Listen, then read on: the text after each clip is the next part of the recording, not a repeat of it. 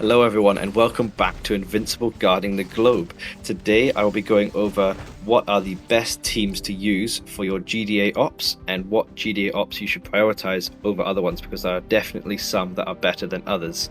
Now before I get into this, I just want to say a big thank you for all the support on the last video I did on Invincible Guarding the Globe.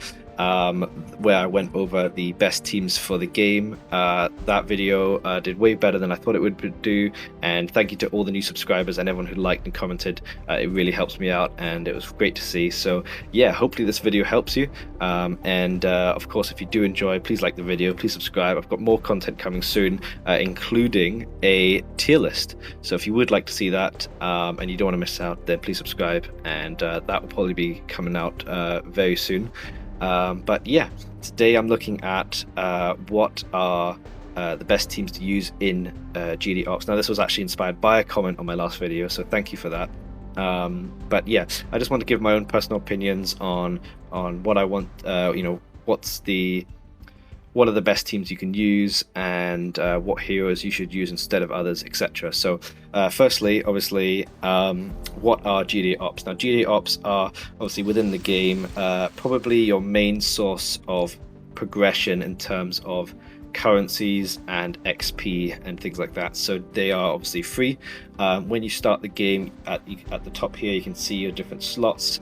When you start the game, you do only start with the 5 slots, and you can unlock the 6th slot with gems. I would highly recommend this because the best strategy, or the best way to maximize your profits, is definitely to have GDA ops running at all times. You never want to have a GDA op not running. Now if you are newer to the game and you maybe don't have that many teams built up already, do not worry. Even if you put level 1s in, you're still going to get some rewards. Some rewards are better than no rewards, so definitely have as many GD ops running at the same time as you can, and try and unlock that 6th slot as soon as possible. Most people who have gotten into the game a bit now will definitely know what GD ops are. So obviously these are the different GD ops here. There is sometimes GDA events. There was just one on now where you could recruit, you could get heroes from Worlds Beyond faction, but that has now ended, so that's obviously not there anymore, but sometimes they do show in there, and I'll be covering that as well. So GDA ops, obviously there's quite a few of them. You only get up to 6 slots at the top, excluding the events, and there's more than 6. So what do you want to prioritize? What do you want to use? What do you want to do? That's what I'll be covering today. So firstly, in terms of prioritizing your GDA ops, things I would probably think about are what you need most in the game, and most of the time that answer should be XP. XP is probably the best thing to prioritize within this, so I would personally say that this train and gain GD op here is probably your priority. Now as you can see here, I've got some of my best heroes in that. So that is probably priority number 1, no matter what stage you're in the game, whether you're a new player, older player. This GDA op will give you the hero XP, which is needed at any stage of the game, even especially late game, because you need so much of it to upgrade your heroes. So I would definitely say train and gain is priority number 1. If you haven't gotten too many good heroes, like you haven't got them up to Omnipotent Plus like I have here, when they do bring the events around, in the GDA events here, then to maximize your profits in there, maybe when those come out, put your best team in those GDA ops to be able to get those heroes, for example, because they sort of cap out usually about giving you 3 heroes per. So if you can get 3 heroes per, then you know that per completion, then that means that you are maximizing that event. Now if you have quite a few good characters like I have here, then sometimes even your 2nd or 3rd good team could still be able to get the maximum profits from the GD event. So that's something to keep in mind, but I would definitely say train and gain is priority number 1. Now priority number 2, I would probably say, is is between Downtown Destruction here, which gives you the special hero XP. Again, very useful for any stage in the game for leveling up your heroes. And also the newly, well, I guess I say newly, later on than the launch of the game, the well done GDA op here, which gives you the molecular enhancements. Now, both of these are very good. Obviously, the special XP is required to level up your heroes past those breaking points, and the molecular enhancements obviously is very, very useful at increasing your heroes' individual skills. So I'd probably say it's between those, depends where you are in the game. I'm a bit later in the game, and I often need more of the regular hero XP compared to the special hero XP. So I myself am using Train and Gain as my #1 priority, as my #2 well done, and then I'm either going with a GDA event, which right now isn't running, or I'm going with Downtown Destruction basically as my third priority. So it's up to you what stage in the game, what you want to use, whether you have a hero that could be leveled up or is going to be available to be leveled up very soon, or if you have a hero that you're sort of getting the food to upgrade for, and you would like to upgrade their abilities, then well done is definitely the next one. After that, prioritize. I would probably say it's up to personal preference. If you're starting off the game, then this is heavy, is definitely a big priority, because this gives you the access cards, which are used to level up the GDA ops. As you can see in the rank up section, you need those green access cards to rank them up. So ranking up this GDA op basically means you can better rank up other GDA ops. So this one definitely level up as a priority in terms of the actual GDA ops, leveling them up. But if you're later in the game, as you can see here, I've got it to 20. They recently allowed you to upgrade it further. I'm leaving this one for just now because I'm quite happy with level 20 and using obviously the access cards to level up the other GDA ops. Now, I believe we have had a glitch where the newly released, what's his name? Not duplicate, multi-pull, for some reason breaks the game. So I'll be back in just a second. I'm just going to cut the recording 1 minute.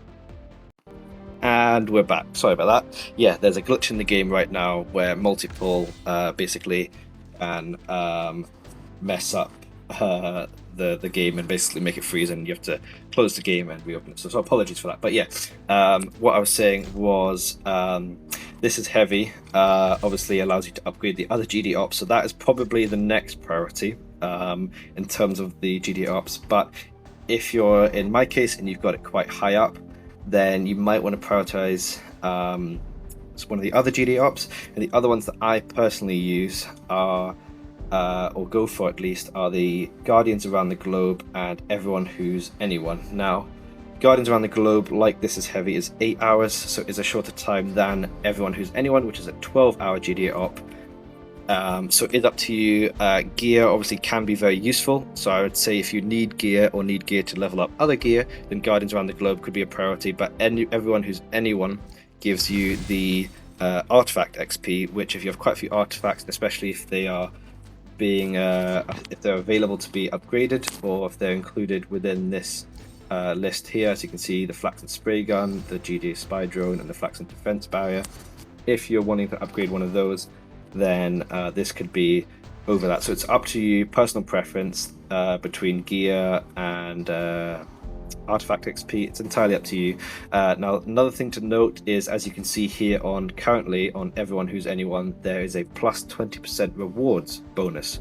So currently, any rewards I get from this will be plus 20%, which basically means you get more rewards from it. Now, this obviously can rotate around all of the different GD ops, so that can affect which ones you prioritize. It's obviously up to you on this one.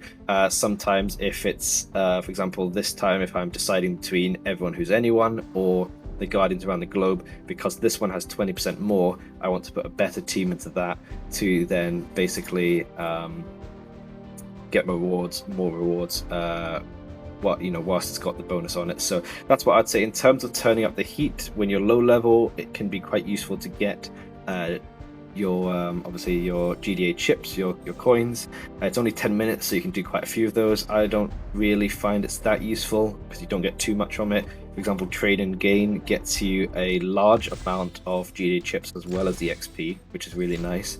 And then Reanimin Rampage can be useful. Obviously, it gives you both Hero XP and Special Hero XP and GDA chips, but again, because it is 30 minutes, you don't get too many. Now, this one you could definitely, I could see an argument for that one. Schools Out as well is reliant on the currency to get, and you do get heroes from it, so it's up to you. I usually save those for the events just to complete some of the challenges a bit quicker at the events, but it's up to you. If you are early on in the game, you need heroes, then Schools Out. If you are doing Schools Out, then definitely put your best team in there because you want to get as high as physically possible in this. So that is actually priority number one if you're running it. If you're not running it, then I would definitely say Train and Gain is the best one. Now, that's obviously covering what GDA ops you should probably prioritize over other ones, and then what we want to look at next is what teams you want to use. Now, when I say prioritize, I mean obviously putting higher leveled, higher powered teams in over other teams. So for example, Train and Gain, you want probably your highest powered team, then Downtown Destruction or Well Done, you want your second, etc. But one other thing to consider, instead of just putting your highest leveled heroes in there, is what heroes work best in those GD ops, and that is quite easily determined by seeing what enemies you're going to face at. Now, when you go onto the GD op, for example, Train and Gain here, you can click on this enemies icon just below, just next to team size, and it will actually tell you what enemies you'll be fighting in this GDA op. Now, this obviously, as you can see here, are GDA heroes and some World Earth defenders with Invincible and Atom Eve. Now, these are the enemies that you'll be facing in this. Now, what this means is that if you have heroes that work well against these type of enemies, then they obviously will be able to kill them quicker, do better against them, and then get into further waves of the GDA op. So, what heroes will you be facing? So what with all of them? So I'll go through each GDA op and just talk through it, and then obviously it's up to you what teams you use. Again, if you have a team that is way more powerful than others, for example for Train and Gain, if for example, because these enemies are GDA heroes, criminals work better against them, but you don't have any criminals that high, I would definitely say the higher powered ones would definitely do better, even if they don't have any specific attributes to them to work better against, for example, GDA. But if you have a team, you have quite a few heroes at the same level, then choosing those heroes at that point can be obviously very crucial. So for turning up the heat, doesn't matter too much, it's only a 10-minute GD op. As you can see here, you're facing up against the Magma Knights and Doc Seismic, so obviously criminals. So any heroes that work well against criminals would do very well there against them. In Train and Gain, again, GDA ops and Earth defenders. So for example, criminal faction could work very well against them, and maybe even from Worlds Beyond as well. It obviously depends on what heroes have what abilities. Off the top of my head, I know, for example, Robot, one of his skills, as we can see here, when fighting against Married to the Mob, Robot increases his team's healing effects by 10%. So obviously that's a big boost to healing, and that is against Married to the Mob. So if we go here and find that here, Married to the Mob are including these heroes here, so Battle Beast, Titan, and most of the other criminals. So if you're facing a GD op with criminals, then Robot could be very good against it, because he would basically increase his team's healing and keep them alive for longer. I know Alan, he has one where he increases the energy resistance and energy damage when fighting heroes from not of this earth. So again, if we have a look at those tags where it's not of this earth, there we go. That obviously includes Universa, Alan, Battle Beast, Kid Omni-Man, Flaxen, Leader. So if you're having GD ops against those heroes, then obviously Alan could do very well. So it's obviously just checking, what heroes you've got leveled up, what skills they have, and if some of them work better against others. I think Doc Seismic again against Viltrumites, which is very good. So obviously that's something to consider. So turning up the heat, Magnum Knights, Doc Seismic, doesn't really matter too much. Training gain, GDA, I would probably say put your strongest in here, or if you have some criminals that work well against these factions or these types, then put those in here. For downtime destruction, I believe it's against criminals. Yep. So obviously we were looking at it earlier. Robot, for example, would be excellent here because he would basically increase his healing when fighting against these enemies, and because each of these enemies are guaranteed per wave, then it would mean that he would be a lot more effective.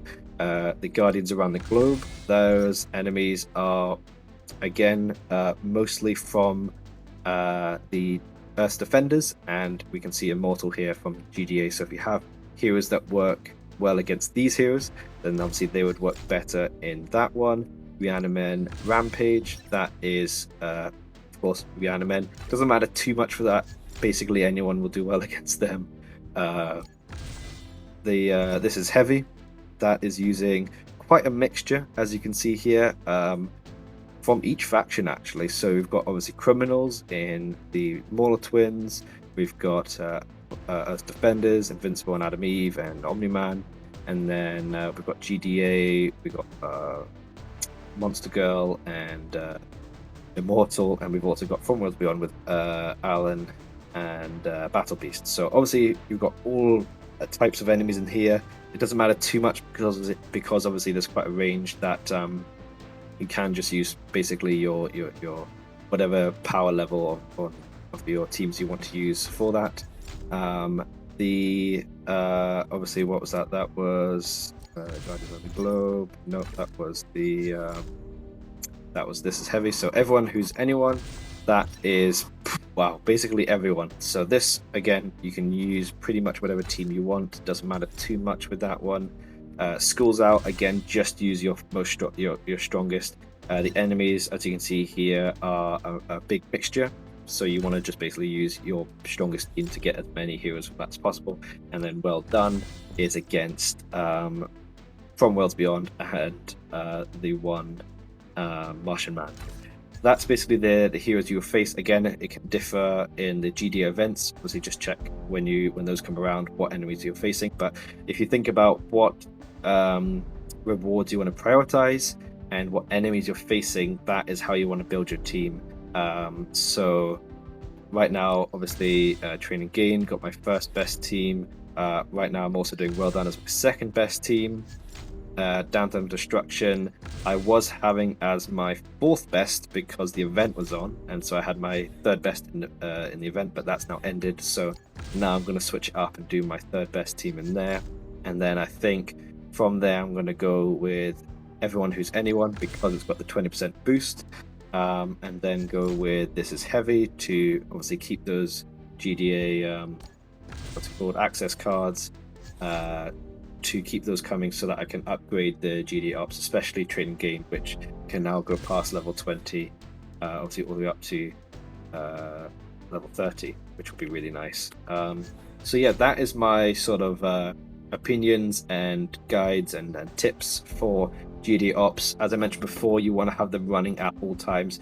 I've obviously not got any of them running just now because I wanted to do this video, but if you have your GDA ops running at all times and ideally have a decent enough team in each of them, as you can see, I shouldn't have any level ones in any of here. Obviously these are even still epic, and I believe that's the worst team. So obviously it depends on what level you are in the game, but you definitely want to have the GD ops running in the background constantly. Obviously it depends how much you play this game and how often you play it. You don't have to log in all the time, or set timers for when the GD ops end, but obviously just keep it in mind, and that way you can maximize your profits, maximize your rewards, and then obviously level up your heroes, level up their skills, which then in turn means you can get more rewards in the GD ops because you're improving your heroes. One thing to note that can be very useful is on Flaxen Leader. if you go to his skills, his second skill here, when fighting against humans, the Flaxen leader increases the resources obtained by GDA ops by 5%. So obviously he has to fight against humans, but humans do fall under most heroes, as we can see here. If we go here and we go to humans, it is most of the heroes in the game. So he actually gets you better rewards from the GDA ops when fighting against humans. Now it's up to you whether you build up a Flaxen leader. I personally haven't. I did have one, but I reset it just to get the food for my Universo and Alan. Again, you can even increase the skill up to 10%. So if you did want to get even more rewards from GDA ops, then having a Flaxen leader built up, or even several, which could be quite costly, but that does obviously increase your rewards from the GDA ops even further. But yeah, hopefully that helps. Let me know down in the comments what you guys think, if you have any different strategies or any different team compositions you use for GDA ops. And obviously, as I mentioned before, I will be doing more content in the future. I plan on doing a tier list, which should be out very soon, which will be really cool. I'm looking forward to that. And yeah, if you liked the video, then please like the video. And if you would like to see more, please subscribe to the channel. It does help me out, would be great. And yeah, cheers, and see you in the next one.